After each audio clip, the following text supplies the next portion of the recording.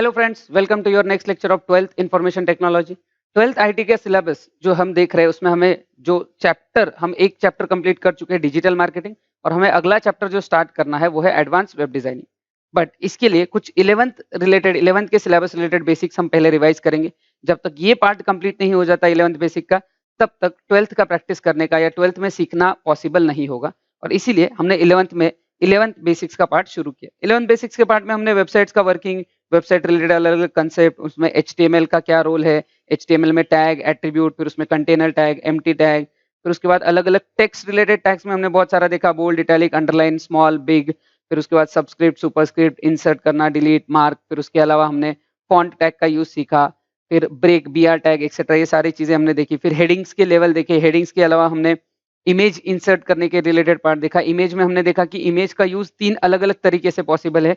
एक पहला जो यूज होता है, प्लीज ध्यान रखना, पहला इमेज का यूज होता है एज अ फ्लोटिंग इमेज, फिर होता है बैकग्राउंड इमेज, और फिर होता है इमेज एज अ लिंक। तो उसमें से फ्लोटिंग और बैकग्राउंड वाला इमेज वाला पार्ट हमने कल के सेशंस तक देखा है। अब जो इमेज एज अ लिंक वाला पार्ट है उसके लिए हमको पहले हाइपरलिंक सीखना पड़ता है। हाइपरलिंक सीखने के बाद फिर हम इमेज एज अ लिंक भी तभी सीख लेंगे। नाउ तब तक फिर बीच में हमने एक हॉरिजॉन्टल रूलर का एक छोटा सा पार्ट कल के सेशन में कवर किया, और आज जो हमें स्टार्ट करना है, आज का जो मेजर कंसेप्ट है वो है creating a table. Now table create करना, जैसे कि हमने डिस्कस किया था कि नोटपैड पे जो भी हमारे सॉफ्टवेयर होते हैं, जो नोटपैड पे सॉफ्टवेयर नहीं rather कोड होता है, जो सिंटेक्स हम देते हैं एचटीएमएल के टैग्स, उन पे हमें डिफाइन करना पड़ता है कि चीजें क्या रहेंगी। जैसा तुम नोटपैड में टाइप करते हो वैसा के वैसा वेब पेज पे नहीं दिखता, हमें इंस्ट्रक्शंस देने पड़ते हैं। जैसे मैंने आपको बोला था कि 2 पैराग्राफ के बीच में हम 10 बार एंटर कर देंगे, नोटपैड में टाइप करते हो 10 बार एंटर करके जगह बना लेंगे तो वो वेब पेज पे आ जाएगी, ऐसा नहीं है। वेब पेज पे आने के लिए उसको स्पेसिफिक इंस्ट्रक्शंस लगेंगे कि इसमें पैराग्राफ चाहिए, इसमें ब्रेक चाहिए, इसको टेबल बनाना है, इसको फॉर्म बनाना है। तो ये इसीलिए तो हम ये कोड्स यूज कर रहे हैं या टैग यूज कर रहे हैं जिससे इंस्ट्रक्शन देते हैं। Basically tag is an instruction from our side, designer side, की वेब डिजाइन करने वाले के साइड से ये इंस्ट्रक्शन है कि ये कंटेंट ऐसा दिखना चाहिए, यहाँ पे इमेज आनी चाहिए, यहाँ पे ब्रेक होना चाहिए, यहाँ पे पैराग्राफ होना चाहिए, ये फॉन्ट ऐसा दिखना चाहिए, ये फॉन्ट छोटा होना चाहिए, बड़ा होना चाहिए, सुपरस्क्रिप्ट, सबस्क्रिप्ट एक्सेट्रा। तो इसीलिए टेबल रिलेटेड पार्ट भी हमें टेबल से ही सीखना होता है। अब टेबल में अलग अलग टैग, अलग अलग एट्रीब्यूट्स यूज होते हैं।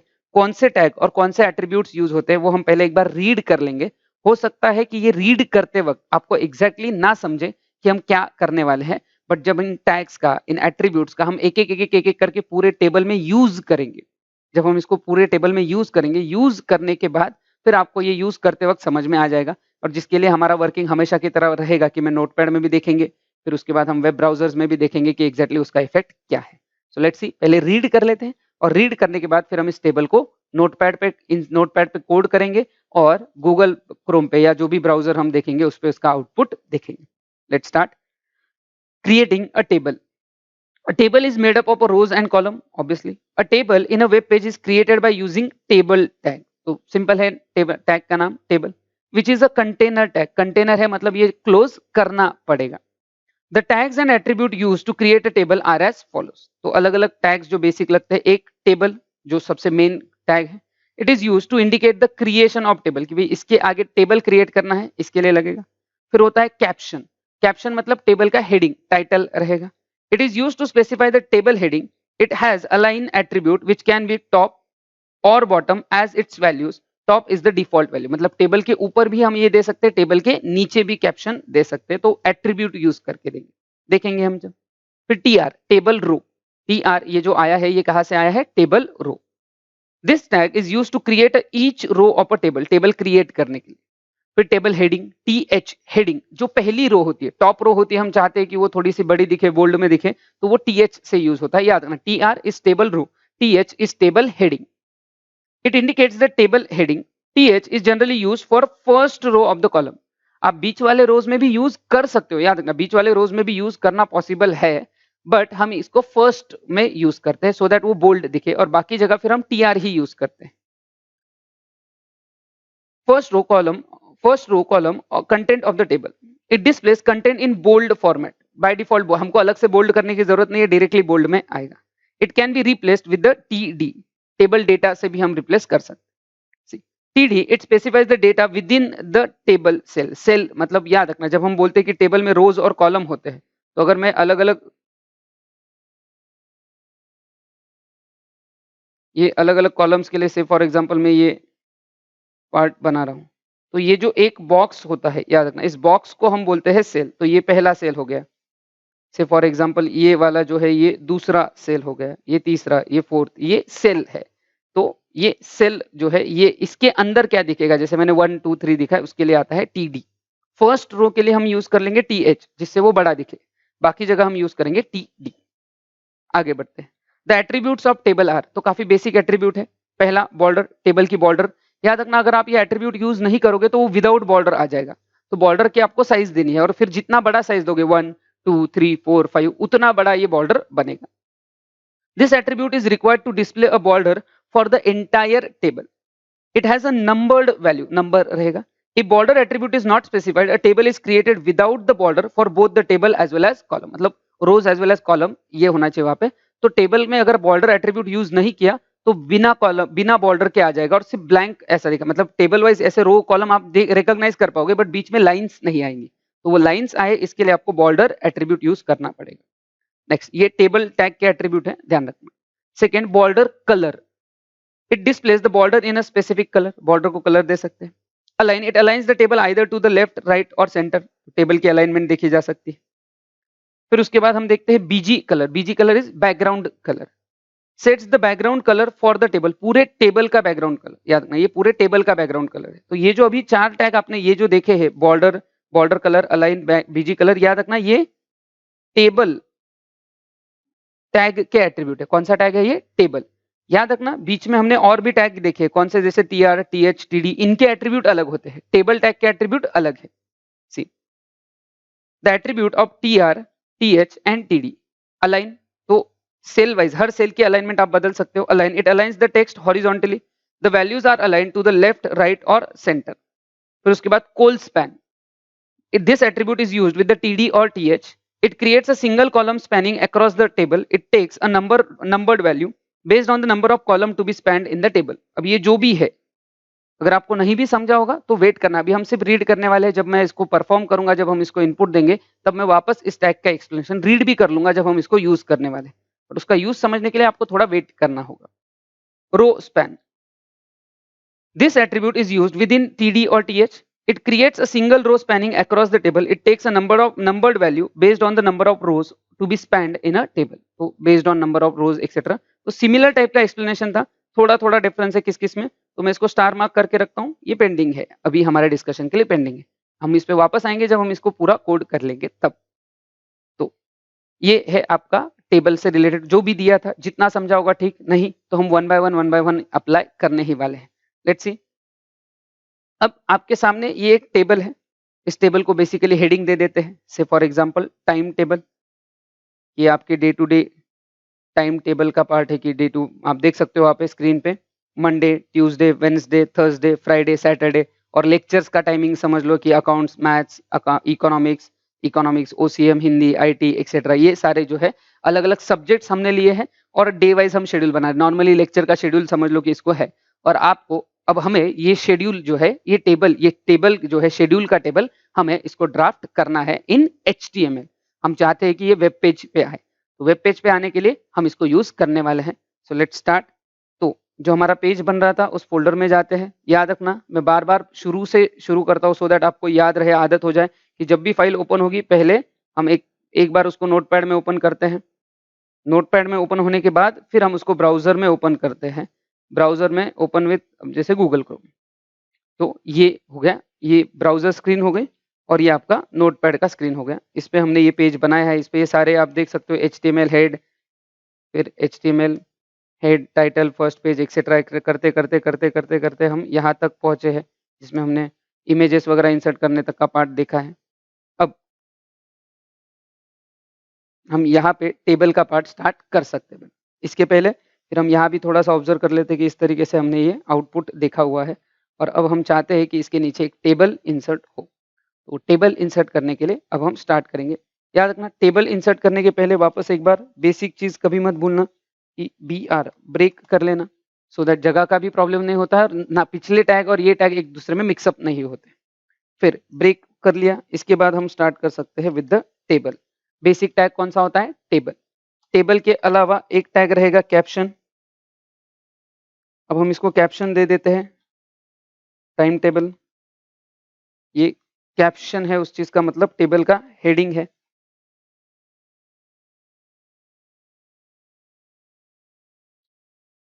कैप्शन। अब ध्यान से सुनना कैसे ये काम चलता है।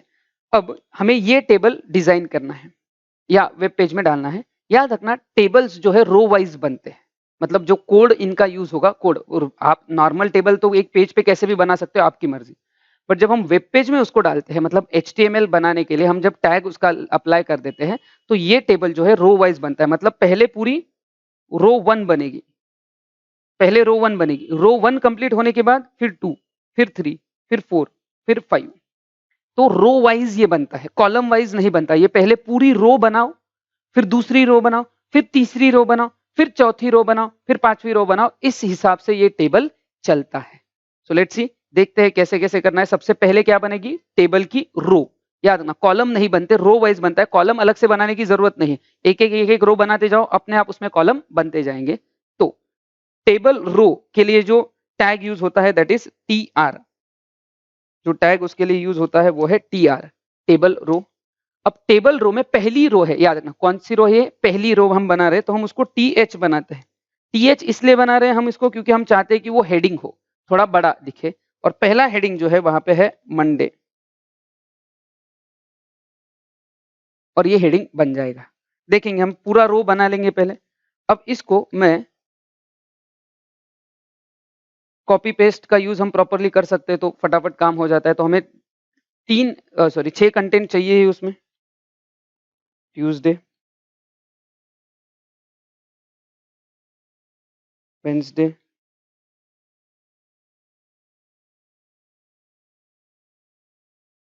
अगला डे चेंज करेंगे। मंडे के बाद आपका रहेगा Thursday, Friday and lastly Saturday. तो याद रखना इस टेबल में ये पहली रो कंप्लीट होती है। प्लीज ध्यान रखना है, ये हमने फर्स्ट रो कंप्लीट किया। जैसे कि मैंने बोला था टेबल जो है रो वाइज कंप्लीट होता है, तो ये पहली रो कंप्लीट हुई। और फर्स्ट रो कंप्लीट होने के बाद हमें सेकेंड रो देखनी है। 2 रो हम पहले साथ में देखेंगे, फिर इसका इफेक्ट भी चेक कर लेंगे कि कैसे इफेक्ट आएगा। सो फर्स्ट रो हो गई, सेकेंड रो। अब सेकेंड रो में हम टैग यूज करें TD। फर्स्ट रो के लिए हमने यूज किया था TH, टेबल हेडिंग, क्योंकि वो ऊपर आने वाला था तो थोड़ा बोल्ड आएगा तो बेटर दिखेगा। अब TD ये हमें स्टार्ट करना है। नाउ इसके लिए हमें टेबल रेफर करना पड़ेगा। जो सब्जेक्ट्स हमने पहले रो में देखे हुए हैं, अगर आपको दिख रहे होंगे स्क्रीन पे लाए हैं मैंने, accounts, OCM, maths, IT, Hindi. So उसी सीक्वेंस में हम जाने की कोशिश करेंगे। तो अकाउंट्स ये पहली रो हो गई, सॉरी पहला डेटा हो गया, टेबल डेटा फर्स्ट हो गए।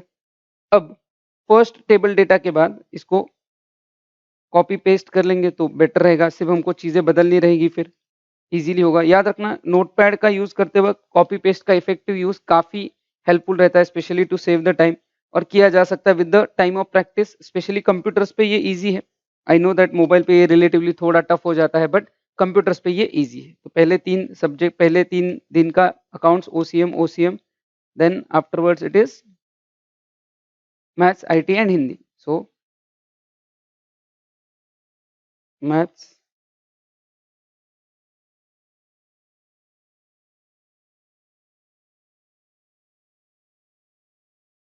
Next is IT and last one is Hindi. तो ये हमने सेकेंड रो कंप्लीट की, तो उसको भी क्लोज कर देंगे TR, याद रखना। अब ये जो है शुरुआत से अगर एकदम स्क्रीन पे टॉप पे देखोगे, टेबल टैग से हमने शुरू किया, उसको कैप्शन दे दिया टाइम टेबल, उसमें पहली रो बना ली। इसमें TH यूज किया हमने, ये टैग TH इसलिए यूज किया बिकॉज हम चाहते थे कि वो हेडिंग बड़े दिखे।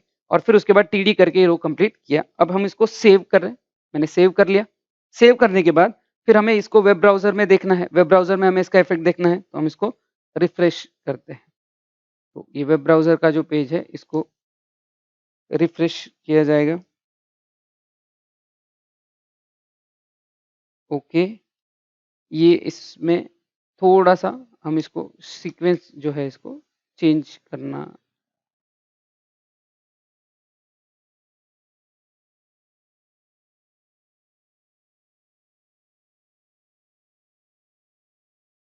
ओके, एक इम्पोर्टेंट बात, टेबल टैग हमने क्लोज नहीं किया इसलिए वो सबसे नीचे चला गया। हमने देखा कि ये कंटेनर टैग है तो इसको क्लोज करना ज़रूरी है। टेबल टैग क्लोज करके अब मैं वेब पेज पे जा रहा हूँ और अब अगर मैं वेब पेज पे देखता हूँ तो इसी यहाँ पे आपका ये टाइम टेबल आ गया। टाइम टेबल में आप देख सकते हो, अभी अगर आप देखोगे तो ये Monday, Tuesday, Wednesday, Thursday, Friday, Saturday ये बोल्ड आ गए और उसके नीचे नॉर्मल आ गया, बट कहीं पे भी लाइन्स नहीं। क्यों नहीं है? हमने ये क्लियरली पढ़ा था, बिकॉज़ उसके लिए हमें यूज़ करना पड़ेगा बॉर्डर एट्रीब्यूट। टेबल में टेबल टैग के अंदर ये टेबल टैग यहाँ स्टार्ट हुआ, यहाँ पे हमें यूज़ करना पड़ेगा बॉर्डर और ये बॉर्डर इक्वल्स टू मैं ये कर रहा हूँ 3।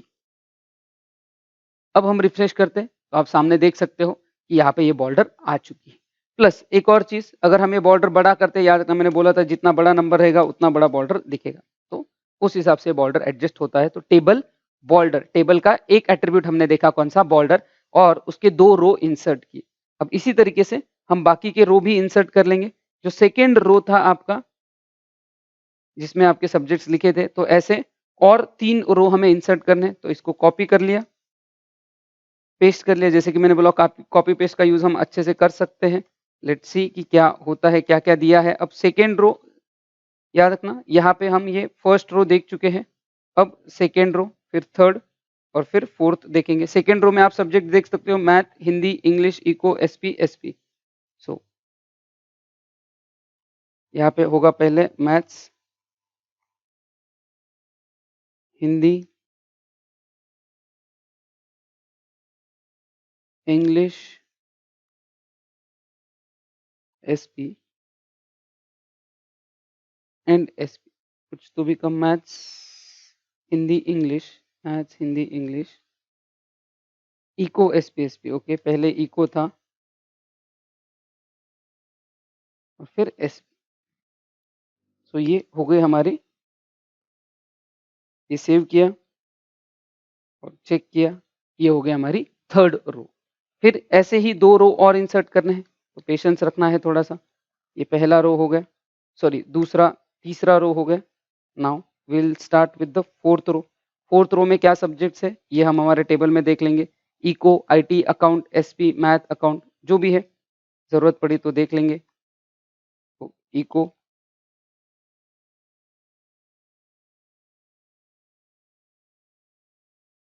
फिर उसके बाद IT, account, SP, IT, accounts, SP, last में 2 मैथ्स और अकाउंट।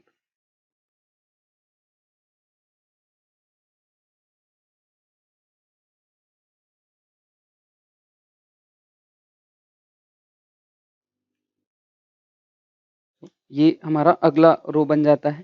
फिर इसके बाद लास्ट रो बनता है, जिसके लिए फिर से एक बार हम कॉपी पेस्ट का सहारा लेंगे।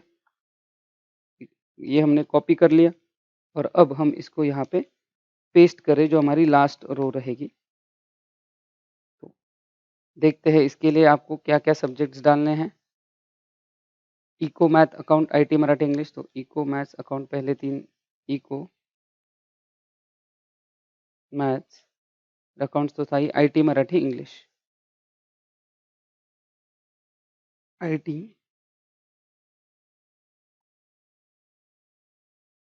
मराठी,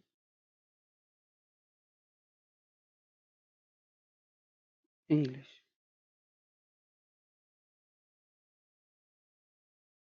और ये बन गया हमारा टाइम टेबल। तो ये जो सारी चीज़ें हैं, ये आपके लिए है रिलेटेड टू टेबल। अब अगर हम टेबल की बात करते हैं, तो यहाँ नोट्स जो हमने डिस्कस किए थे, अगर आपको याद होगा, नोट्स में हमने इसके अलग-अलग एट्रीब्यूट्स देखे थे। तो जो टेबल हमने डिज़ाइन किया था, वो हमने बना लिया। बॉर्डर ये देख सकते हो आप यहाँ पे, एक है बॉर्डर, फिर उसके अलावा बॉर्डर कलर, ये एक एट्रीब्यूट है। टेबल टैग के एट्रीब्यूट में ये भी एक था, तो उनको भी हम अप्लाई करके देखेंगे कि क्या है। टेबल टैग का था, याद रखना, तो आपको वापस शुरू में जाना पड़ेगा, जहाँ आपने बॉर्डर यूज़ किया है, वहीं पे हम यूज़ कर सकते हैं बॉर्डर कलर इक्वल्स टू, से फॉर एग्जांपल रेड। तो ये बॉर्डर कलर हो गया रेड, सिंपल पार्ट है। फिर इसके अलावा आगे और जाते हैं, तो बॉर्डर कलर के बाद एक दिया था अलाइनमेंट, टेबल की अलाइनमेंट उन्होंने बोली है। फिर उसके बाद है आपका बीजी कलर, बैकग्राउंड कलर भी है। तो टेबल के अंदर ही अलाइन अप्लाई करने की कोशिश करेंगे हम। अलाइन जो है, अब हमारी डिफ़ॉल्ट वो लेफ्ट में था, तो हम चाहेंगे कि वो सेंटर में हो, टेबल सेंटर में आ गए।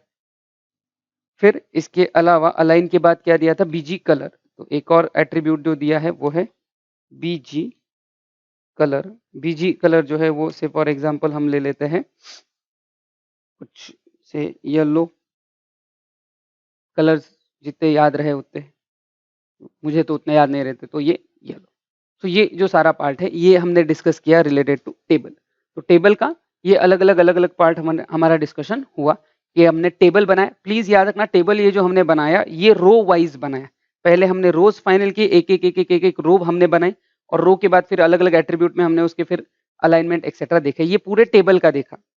पूरे टेबल के साथ साथ अब आगे भी हमने देखा है कि अलाइन जो है, एक अलाइनमेंट जो है ये बाकी चीजों की भी हो सकती है, बट बाकी चीजों की अलाइनमेंट के पहले टेबल टैग के कुछ एडिशनल एट्रीब्यूट मैं आपको सिखाना चाहता हूं। जैसे एक होता है सेल पैडिंग,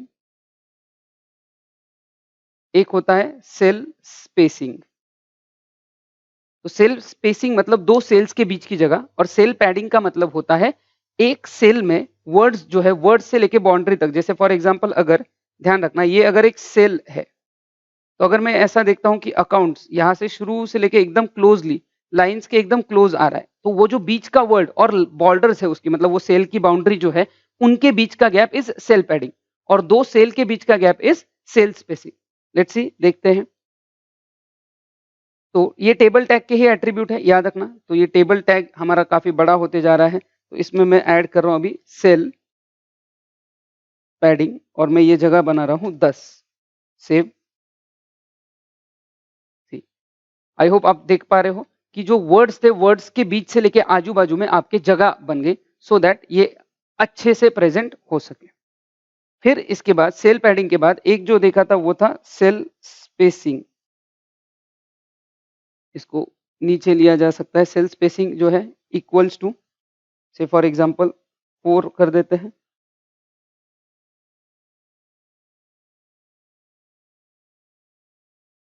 तो सेल्स के बीच की जगह बढ़ गई, ये सेल के बीच की जगह सेल स्पेसिंग, और वर्ड्स और सेल का गैप जो है दैट इज सेल पैडिंग।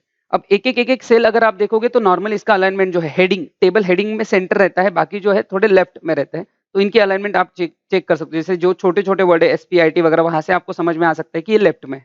फिर इनकी अलाइनमेंट चेंज करने के लिए आपको एक रो में जाना पड़ेगा। जैसे आगे दिया है align col span row span, तो वैसे ही आप यहाँ पे देख सकते हो अलाइन कुछ करके दिया है। तो अब हम यहाँ पे ये जो अलग अलग हमको रोज दिए हैं, तो इस रो में फर्स्ट रो, याद रखना फर्स्ट रो में हम IT सब्जेक्ट के लिए जा रहे हैं अलाइन। आप भले पहले देख लेना कि ये कहाँ पे है। फर्स्ट रो में IT, ये फ्राइडे के नीचे यहाँ पे IT है। इसका अलाइनमेंट हम चेंज करेंगे, align equals to right alignment करके देखेंगे तो वो राइट में चला गया। बट अगर आपको इन सब का बदलना है तो एक करके बदलना पड़ेगा, ये ध्यान रखना। तो इस तरीके से हमने देखे टैग, टेबल टैग, उसके एट्रीब्यूट। फिर टेबल टैग के अंदर हमने देखा है कि TR रो वाइज बनता है। फिर रो के अंदर या तो TH आता है या तो TD, दोनों भी आ सकते हैं। नॉर्मली TH फर्स्ट रो के लिए यूज किया जाएगा और बाकी सबके लिए TD यूज किया जाएगा। अब एक आखिरी एप्लीकेशन जो आपको वहां पे दिया है, अगर आपको याद होगा, रो स्पैन, कॉल स्पैन, ऐसा कुछ तो भी लिखा है। अब ये रो स्पैन, कॉल स्पैन क्या है, इसमें ये बेसिकली ऐसा है कि कॉलम्स और रोज को मर्ज करना है। अगर हम ये टेबल ध्यान से देखते हो, आप ये टेबल जो हमने बनाया है, अगर आप मंडे का कॉलम देखते हो, तो मंडे के कॉलम में आप यहाँ पे ऑब्जर्व कर सकते हो कि ये जो इको एक के नीचे एक है। तो अगर हम इन दोनों कॉलम्स को मिक्स कर पाए तो क्या हो जाएगा, एक ही कॉलम उनका बन जाएगा। मतलब ये दोनों, सॉरी, ये कॉलम एक ही है, उसका रो अलग अलग। ये थर्ड रो है और फोर्थ रो, थर्ड रो में भी इको है, फोर्थ में भी इको है, तो हमें ये रो मिक्स कर देनी है। तो इसके लिए यूज होता है रो स्पैन। फिर आप देख सकते हो ये फ्राइडे और सैटरडे, SP और SP, इनके कॉलम याद रखना, ये दोनों अलग अलग कॉलम में है, रो सेम है, तो हमें मिक्स किसको करना है, कॉलम। रो सेकंड है, कॉलम ये है, दो अलग अलग कॉलम है, तो यहाँ कॉलम मिक्स करने के लिए यूज करना पड़ेगा col span, row span and col span. फिर यहाँ पे हम एक और जगह देख सकते हैं, यहाँ पे ये अकाउंट वेंसडे वाले कॉलम में कॉलम एक ही है, रो अलग अलग है। तो ये आप ध्यान रख सकते हो, ये ट्यूसडे और वेडनेसडे वाला OCM। तो इनको अगर हमें मर्ज करना है तो कॉलम्स को मर्ज करने के लिए, याद रखना, कॉलम्स को मर्ज करने के लिए कॉल स्पैन और रोज को मर्ज करने के लिए रो स्पैन। बट ये यूज कहाँ करना, तो याद रखना जो पहली बार जहां यूज हुआ, जैसे अगर मैं मंडे कॉलम, याद रखना अब ध्यान देना है, मंडे कॉलम के अंदर, मंडे वाले कॉलम के अंदर इकोनॉमिक्स और इकोनॉमिक्स को मिक्स कर रहा हूं, इको थर्ड रो में है और बाद में फोर्थ रो में भी है, तो ये थर्ड रो वाला जो इको है जहां हमने टेबल डेटा टीडी यूज किया और ये फर्स्ट बार इको जहां यूज किया जिसको हमें मर्ज करना है दूसरे के साथ, उस टीडी के अंदर हमें कॉल स्पैन करना पड़ेगा और बताना पड़ेगा कितने कॉलम हमको मर्ज करने हैं। तो कितने करने हैं? 2। तो हम कर देंगे। याद रखना ये थर्ड रो में था, अभी हम पहले इको और इको ये मर्ज करें, मंडे के कॉलम का इको और इको मर्ज करें, और आप ध्यान दे सकते हो वो कौन सी रो में है? थर्ड रो में। तो हम आते हैं हमारे नोटपैड पे, नोटपैड पे आप देख सकते हो टेबल यहां से स्टार्ट हुआ था, टेबल के बाद ये फर्स्ट रो थी, फिर उसके बाद सेकेंड, फिर थर्ड,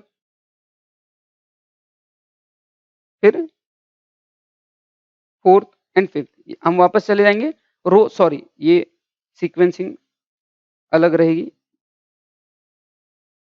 ये फर्स्ट आएगा, ये सेकंड आएगा, ये थर्ड आएगा, ये फोर्थ एंड ये फिफ्थ। तो फिफ्थ रो जो हमने बनाई है टी आर, जहां पे हमने शुरुआत की है इको से, ये देख सकते हो ये रो इको, ये फोर्थ रो है और ये इको जो है ये फिफ्थ रो में है, इन दोनों को मर्ज करना है। तो टीडी याद रखना यहाँ पे यूज होगा कोल स्पैन, सॉरी कोल स्पैन नहीं, कॉलम सेम है उनका, उनका कॉलम सेम है, एक ही कॉलम है, रोज अलग अलग है, तो यहाँ पे यूज होगा रो स्पैन इक्वल्स टू 2, 2 रो मर्ज करनी है।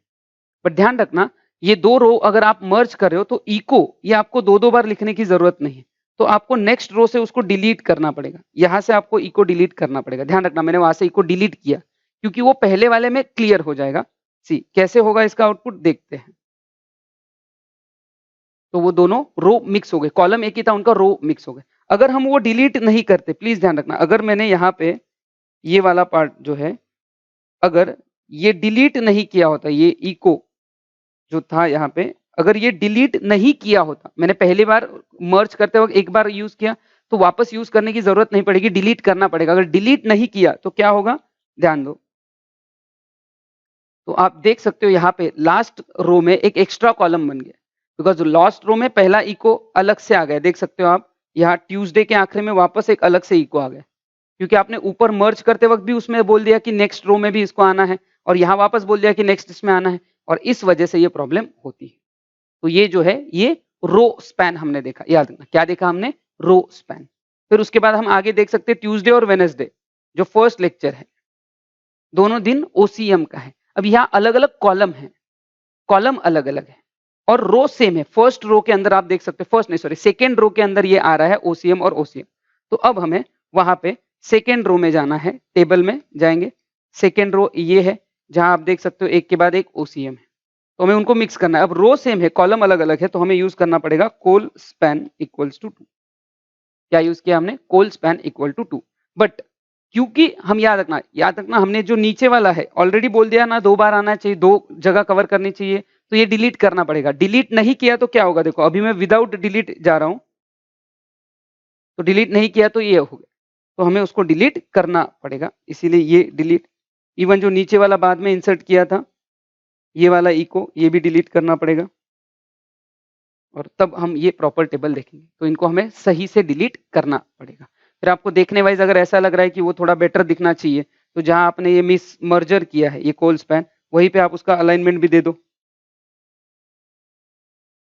सेंटर, वो सेंटर में आ जाएगा।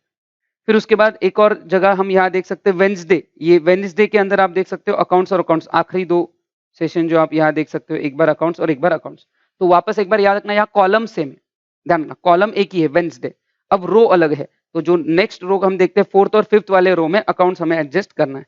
तो फोर्थ वाली रो जहां हमने ऑलरेडी एक बार इकोनॉमिक्स एडजस्ट किया है, ये वहीं पे हमें अब अकाउंट्स भी एडजस्ट करना है, क्योंकि यहाँ पे भी अकाउंट्स है और नीचे वाली रो में भी अकाउंट्स है, दोनों जगह अकाउंट्स एक ही लाइन में आ रहा है।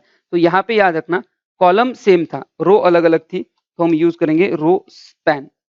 रो span equals to 2, 2 row mix करनी है। बट याद रखना यहाँ से एक बार अगर इनपुट दे दिया तो यहाँ से उसको हटाना पड़ेगा, वो हटा दिया और ये अकाउंट्स मर्ज हो गए। फिर एक और है हमारे पास वापस फ्राइडे और सैटरडे, आप देख सकते हो यहाँ पे एसपी है, फिर यहाँ सैटरडे भी एसपी है। तो ये मर्ज करने के लिए याद रखना, फ्राइडे सैटरडे कॉलम अलग अलग है, रो उनकी सेम है, सेकेंड रो में आते हैं, कॉलम अलग अलग है, तो हमें कॉलम मर्ज करने, तो उसके लिए क्या यूज करना पड़ेगा, कोल स्पैन। तो सेकेंड रो में ये यहाँ पे एसपी आप देख सकते हो, सेकेंड थर्ड रो में जो भी है, यहाँ पे col span equal to 2, col span equal to 2। वापस देखो क्या हो गया, हमने डिलीट नहीं किया, सेकेंड वाला हमने डिलीट कर देना चाहिए, तो वो डिलीट नहीं किया, तो वो एक्स्ट्रा कन्वर्ट हो गया, सेव किया, दिस इज योर आउट। तो ये जो पार्ट है ये है आपका टेबल। टेबल कैसे इंसर्ट करना है ये हमने आज के बेसिक डिस्कशन में देखा। टेबल से रिलेटेड बहुत सारी चीजें थी, जैसे कोल स्पैन, रो स्पैन था, फिर उसके बाद सेल पैडिंग, सेल स्पेसिंग, ये हमने थोड़ा सा अलग देखा, बॉर्डर, बैकग्राउंड कलर एक्सेट्रा। याद रखना, इवन आप ये जो बैकग्राउंड कलर जिसकी हम बात करें, ये सेल वाइज भी दे सकते हो, हर सेल का बैकग्राउंड आप अलग रख सकते हो, उस एट्रीब्यूट, पर्टिकुलर एट्रीब्यूट में जाके, उस पर्टिकुलर टीडी टैग में जाके आपको बस उसको अप्लाई करना रहेगा। तो ये जो पूरा एप्लीकेशन है, this entire part is related to table. तो अभी तक के अगर हम 11th बेसिक्स में कवर करते हैं, तो 11th बेसिक्स में हमने टेक्स्ट रिलेटेड पार्ट देखा, टेक्स्ट रिलेटेड पार्ट्स होने के बाद हमने मेजर पार्ट देखा, इमेज रिलेटेड, इमेज इंसर्ट करना, बैकग्राउंड इमेज इंसर्ट करना, उसके साइजेस एडजस्ट करना, ये हमने सेशंस में देखा। फिर उसके बाद आज हमने आगे टेक्स्ट रिलेटेड तो बहुत सारे देखे थे, इमेज के भी 2 पार्ट देखे, एक फ्लोटिंग इमेज और उसके बाद देखा बैकग्राउंड इमेज।